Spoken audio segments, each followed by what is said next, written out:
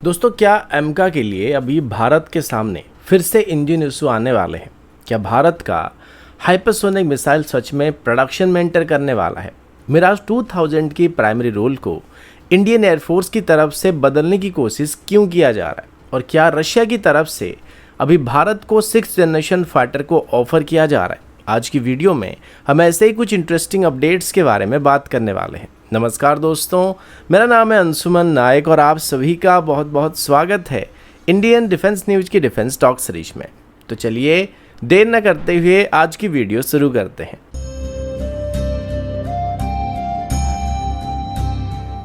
आज की पहली अपडेट एमका फाइटर जेट की इंजन प्रोग्राम की तरफ से है। दोस्तों, अभी भारत के एमका प्रोग्राम का सबसे क्रिटिकल कंपोनेंट यानी इसका इंजन डेवलपमेंट एक डिसाइसिव फेज में एंटर कर चुका है।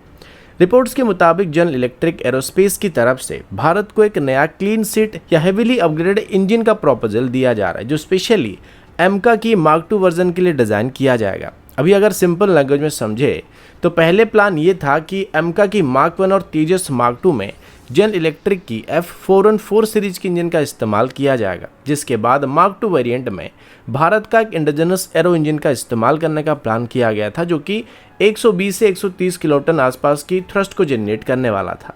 और अभी इसके लिए मल्टीपल वेंडर के साथ डिस्कशन वगैरह किया जा रहा है, जिसमें सफरान और जीटीआर के बीच कोलैबोरेशन सबसे आगे चल रहा है। लेकिन अभी एमका की मार्क 2 वेरिएंट के लिए जनरल इलेक्ट्रिक की तरफ से भी एक हाई थ्रस्ट इंजन को डेवलप करने का प्रपोजल दिया जा रहा है, जो कि 110 से 130 किलोटन क्लास का इंजन होने वाला है, जो कि स्टेल्थ एयरफ्रेम और 25 टन क्लास के एयरक्राफ्ट के लिए ऑप्टिमाइज किया जाएगा। दोस्तों, खास बात यह कि एमका का डिजाइन पहले से जनरल इलेक्ट्रिक की 414 सीरीज के इंजन के हिसाब से किया गया है, इसलिए इसका अपडेटेड वेरिएंट को इसमें इंटीग्रेट करना काफी आसान होने वाला है। इसका मतलब कम रीडिजाइन, कम रिस्क और फास्टर डेवलपमेंट टाइमलाइन होने वाला है, जो इंडियन एयरफोर्स के लिए काफ़ी इंपॉर्टेंट फैक्टर बन सकता है। लेकिन यहाँ पर सबसे बड़ा इशू टीओटी यानी टेक्नोलॉजी ट्रांसफर होने वाला और इंटेलेक्चुअल प्रॉपर्टी राइट होने वाला है। जनरल इलेक्ट्रिक की तरफ से F414 सीरीज के इंजन के लिए बहुत ही नेगोशिएशन करने के बाद 80% टीओडी का ऑफर दिया जा रहा है। लेकिन एमका की मार्क 2 वेरिएंट के इंजन के लिए भारत का क्लियर डिमांड ये है कि हमारे पास 100% इंटेलेक्चुअल प्रॉपर्टी राइट होना चाहिए, ताकि फ्यूचर में भारत खुद से इंजन को अपग्रेड और एक्सपोर्ट कर पाएगा।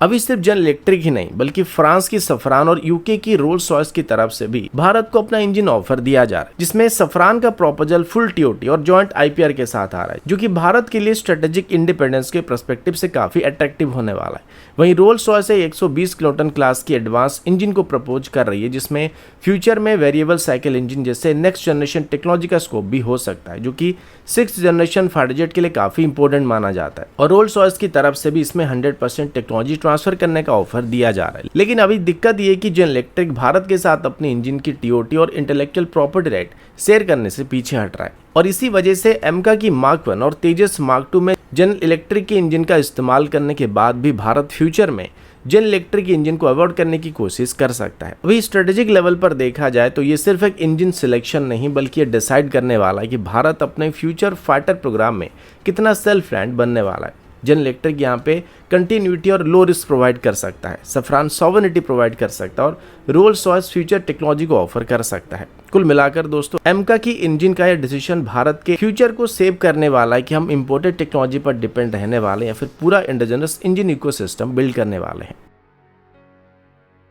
अगला अपडेट मिराज 2000 एयरक्राफ्ट की तरफ से है। आप सभी को शायद पता होगा कि मिराज 2000 इंडियन एयरफोर्स का एक बहुत ही भरोसेमंद एयरक्राफ्ट है और मल्टी रोल एयरक्राफ्ट है। लेकिन अभी मॉडर्न वॉरफेयर में एयरक्राफ्ट अपने एज को धीरे धीरे खो चुका है, जो कि अभी सिर्फ एयर टू ग्राउंड अटैक करने के लिए इस्तेमाल किया जा रहा है, क्योंकि वीवीआर कॉम्बैट में इसका माइका मिसाइल कुछ खास एडवांटेज नहीं देने वाला, क्योंकि इसका रेंज 60 to 80 किलोमीटर के बीच होता है, जबकि हमारे दुश्मन देशों के पास अभी 140 से लेकर 200 किलोमीटर के आसपास स्ट्राइक करने वाले मिसाइल मौजूद हैं।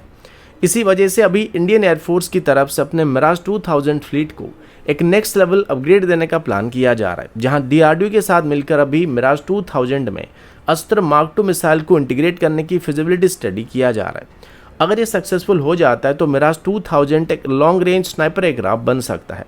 रिपोर्ट्स के मुताबिक अस्त्र मार्क 2 का इफेक्टिव रेंज लगभग 200 से 220 किलोमीटर तक हो सकता है, और अभी अस्त्र मार्क करने का रेंज भी लगभग 160 किलोमीटर तक होने वाला है। मतलब अगर इनको मिराज 2000 में इंटीग्रेट किया जाता है तो मिराज 2000 बिना एनिमी एयर स्पेस में घुसे ही काफ़ी दूर से टारगेट को एंगेज कर सकता है और दुश्मन की मिसाइल रेंज से बाहर रहकर ही दुश्मन को स्ट्राइक कर सकता है। लेकिन यहाँ पर दो चीज़ें काफ़ी इंपॉर्टेंट होने वाले हैं। पहला, क्या मिराज 2000 का एग्जिस्टिंग रडार अस्त्र सीरीज की मिसाइल को सपोर्ट करने वाला है, क्योंकि इसका रडार काफ़ी पुराना हो चुका है। और दूसरा पॉइंट ये कि क्या फ्रांस मिराज 2000 में भारत को अपने हिसाब से अपग्रेड करने के लिए परमिशन देने वाला है, क्योंकि अगर हम एग्जिस्टिंग रडार के साथ अस्त्र मिसाइल को इंटीग्रेट कर भी देते हैं तब भी अस्त्र मार्क 2 की फुल पोटेंशियल का इस्तेमाल नहीं कर पाएगा, क्योंकि इनका रेंज काफ़ी कम होता है। इसके लिए हमें मिराज 2000 में उत्तम ऐसा रडार जैसी कोई मॉडर्न रडार को इंटीग्रेट करना पड़ेगा और तब जाके एक कॉम्बिनेशन, एक खतरनाक कॉम्बिनेशन बन पाएगा। इसके अलावा एयरक्राफ्ट नेत्र जैसे एवेक्स या दूसरे डाटा लिंक प्लेटफॉर्म के जरिए भी टारगेटिंग डाटा लेकर सेफ डिस्टेंस से मिसाइल को लॉन्च कर सकता है, जिससे सर्वाइबिलिटी भी इंक्रीज होगी और एक सिंगल एयरक्राफ्ट का एंगेजमेंट जोन लगभग 3 गुना के आसपास बढ़ जाएगा। लेकिन दोस्तों, इंटीग्रेशन इतना सिंपल नहीं है। एवियोनिक्स कंपैटिबिलिटी, रडार क्यूइंग और डाटा लिंक सिंक्रोनाइजेशन जैसे मल्टीपल टेक्निकल चैलेंजेस को सबसे पहले सॉल्व करना जरूरी होने वाला है और ये एक मेजर प्रॉब्लम क्रिएट करने वाला है। अगर सब कुछ प्लान के हिसाब से चलता है तो अपग्रेडेड मिराज 2000 का ट्रायल 2027 के आसपास होने की उम्मीद किया जा रहा है।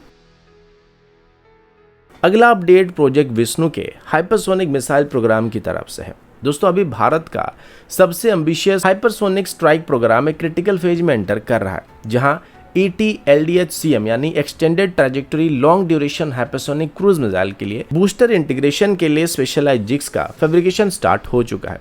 सिंपल लैंग्वेज में समझे तो ये मैन्युफैक्चरिंग स्टेज का वो स्टेप होता है जहां एक्चुअल मिसाइल इंटीग्रेशन के लिए प्रिसीजन सेटअप रेडी किया जाता है और ये इंडिकेट करता है कि प्रोग्राम अभी सीरियस डेवलपमेंट फेज में एंटर कर चुका है। अभी ETLDHCM इस पूरे प्रोजेक्ट विष्णु का कोर सिस्टम माना जा रहा है। ये एक multi platform deep strike missile बनने वाला है, जो कि आर्मी, एयरफोर्स और नेवी तीनों के लिए इस्तेमाल किया जा सकता है। मतलब एक ही मिसाइल सिस्टम से tri service strike capability achieve किया जा सकता है।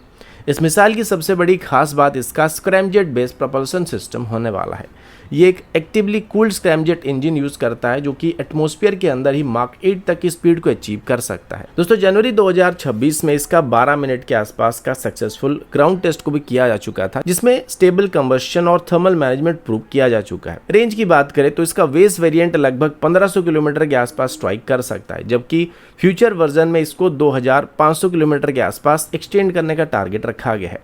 अभी सबसे बड़ा चैलेंज होता है हाइपरसोनिक फ्लाइट में हीट मैनेजमेंट। इसके लिए ETLDHCM में एडवांस सेरामिक मटेरियल्स और एंडोथर्मिक फ्यूल कूलिंग सिस्टम का इस्तेमाल किया जा रहा है, जिससे 2000 डिग्री सेंटीग्रेड तक हीट को ये हैंडल कर सकता है। स्ट्रेटेजिक लेवल पर देखा जाए तो इसका extended trajectory profile game changer माना जा रहा है, क्योंकि ये मिसाइल बैलिस्टिक मिसाइल की तरह प्रेडिक्टेबल पाथ फॉलो नहीं करता है, बल्कि ये लो अल्टीट्यूड पर ही मैन्यूवर करते हुए फ्लाई करता है। इस वजह से इसे इंटरसेप्ट करना S-400 सिस्टम या थर्ड जैसे मिसाइल डिफेंस सिस्टम के लिए भी काफ़ी मुश्किल बनने वाला है। अभी डिप्लॉयमेंट की बात करें तो इसको Su-30 MKI fighter jet, naval warships और लैंड बेस्ड लॉन्चर तीनों से फायर किया जा सकता है, जो भारत को एक फ्लेक्सिबल और सर्वाइवेबल स्ट्राइक ऑप्शन देने वाले हैं। अगला update MQ-9B predator drone deal की तरफ से है। दोस्तों, अभी भारत की लॉन्ग एंड्योरेंस सर्वेलेंस और प्रिसीजन स्ट्राइक कैपेबिलिटी को एक बड़ा बूस्ट मिलने वाला है, क्योंकि यूनाइटेड स्टेट ने कंफर्म किया कि MQ-9B प्रेडेटर ड्रोन की डिलीवरी जनवरी 2029 के आसपास स्टार्ट होने वाली है। ये डील भारत और यूनाइटेड स्टेट के बीच डीप डिफेंस कोऑपरेशन में एक स्ट्रॉन्ग एग्जांपल माना जाता है। अभी अगर डील की बात करें तो अक्टूबर 2024 में भारत ने लगभग $4 बिलियन की cost per total 31 MQ-9B drone का कॉन्ट्रैक्ट साइन किया था। सबसे खास बात है कि ये ड्रोन सिर्फ एक सर्विस के लिए नहीं है, बल्कि आर्मी, नेवी और एयरफोर्स तीनों के लिए प्रोक्योर किए गए हैं, यानी ये एक ट्रू ट्राई सर्विस एसेट होने वाला है। इस डील का एक और इम्पोर्टेंट एस्पेक्ट इसका फुल इकोसिस्टम अप्रोच होने वाला है। मतलब सिर्फ ड्रोन ही नहीं, बल्कि भारत के अंदर MRO फैसिलिटी यानी मेंटेनेंस, रिपेयर और ओवरहॉल इंफ्रास्ट्रक्चर भी सेटअप किया जाएगा, जिससे लॉन्ग टर्म में ऑपरेशनल कॉस्ट कम होगा और सेल्फ रिलायंस भी थोड़ा इंक्रीज होगा।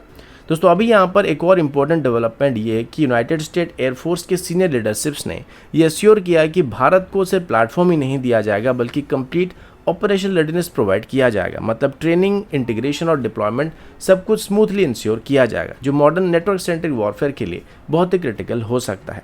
अभी MQ-9B की कैपेबिलिटी की बात करें तो ये ड्रोन 40,000 फीट से भी ज़्यादा अल्टीट्यूड पर ऑपरेट कर सकता है और लगातार 40 घंटे या उससे ज़्यादा समय तक ऑपरेट कर सकता है। इसका मतलब है परसिस्टेंट सर्वेलेंस, यानी बॉर्डर एरिया हो या इंडियन ओशन रीजन, ये ड्रोन लगातार मॉनिटरिंग कर सकता है। साथ ही ये सिर्फ सर्वेलेंस प्लेटफॉर्म नहीं होने वाला है बल्कि प्रिसीजन स्ट्राइक कैपेबिलिटी भी डिलीवर कर सकता है। एडवांस सेंसर और प्रिसीजन गाइडेड मुनिशन के साथ ये हाई वैल्यू टारगेट को एक्यूरेटली एंगेज कर सकता है और वो भी बिना पायलट को रिस्क में डाले। और आगे चल के ये ड्रोन भारत की आईएसआर ग्रिड को काफी स्ट्रॉन्ग करने की उम्मीद किया जा रहा है। कुल मिलाकर दोस्तों MQ-9B प्रेडेटर ड्रोन सिर्फ एक ड्रोन डील नहीं होने वाला है बल्कि भारत के future network centric warfare capability का एक मेजर पिलर बनने वाला है। अगला अपडेट भारत के 6th generation fighter jet strategy की तरफ से है। दोस्तों अभी भारत अपनी फ्यूचर एयर कॉम्बैट स्ट्रेटेजी में एक बहुत ही क्रिटिकल फेज में एंटर करने जा रहा है, जहां इंडियन एयरफोर्स और मिनिस्ट्री ऑफ डिफेंस की तरफ से actively 6th generation fighter technology को एक्सेस करने के ऑप्शन को एवेल्युएट किया जा रहा है। अभी यहाँ पर सबसे इंटरेस्टिंग प्रपोजल रशिया की तरफ से दिया जा रहा है। रशिया ने अभी भारत को ऑफर दिया है कि Su-57 और Su-75 जैसे प्लेटफॉर्म को बेस बनाकर उन्हें gradually 6th generation like system में कन्वर्ट किया जा सकता है। मतलब एकदम से नया एयरक्राफ्ट डेवलप करने के बजाय एग्जिस्टिंग 5th जनरेशन फाइटर को आगे चल के अपग्रेड करके नेक्स्ट जनरेशन कैपेबिलिटी अचीव किया जा सकता है। इस कॉन्सेप्ट को को इवोल्यूशन कहा जा रहा है, जहां एयरक्राफ्ट में AI based digital pilot, advance sensor fusion technology और इंटीग्रेटेड इलेक्ट्रॉनिक वॉरफेयर सिस्टम जैसे फीचर को ग्रेजुअली ऐड किया जाएगा। सिंपल लैंग्वेज में समझे तो ये फाइटर्स फ्यूचर में सेमी ऑटोनोमस और नेटवर्क सेंट्रिक कॉम्बैट प्लेटफॉर्म बन सकते हैं। रशिया का कहना है कि इस अप्रोच का सबसे बड़ा एडवांटेज ये कि इससे डेवलपमेंट टाइम काफी कम होगा और कॉस्ट कंपैरेटिवली लो रहेगी, क्योंकि पूरे एयरक्राफ्ट को जीरो से डिजाइन करने की जरूरत नहीं पड़ेगी। लेकिन अगर रियलिटी की बात करें तो ये कंप्लीटली 6th जनरेशन की कैटेगरी में नहीं आने वाला, इनको 5+ जनरेशन कहा जा सकता है। लेकिन दोस्तों दूसरी तरफ भारत अभी यूरोपियन प्रोग्राम पर भी काफी सीरियस इंटरेस्ट दिखा रहा है, जिसमें GCAP और FCS जैसे प्रोग्राम शामिल हैं।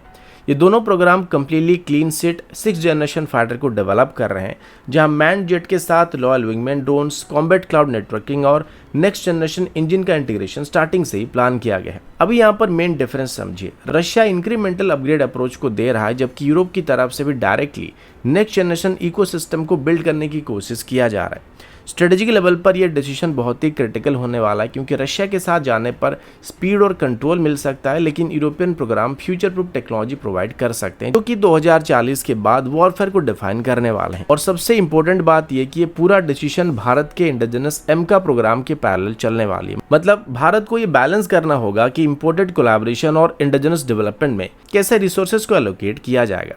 तो दोस्तों अभी के लिए इतना ही, मिलता हूँ आपसे अगले वीडियो में, तब तक के लिए जय हिंद, वंदे मातरम।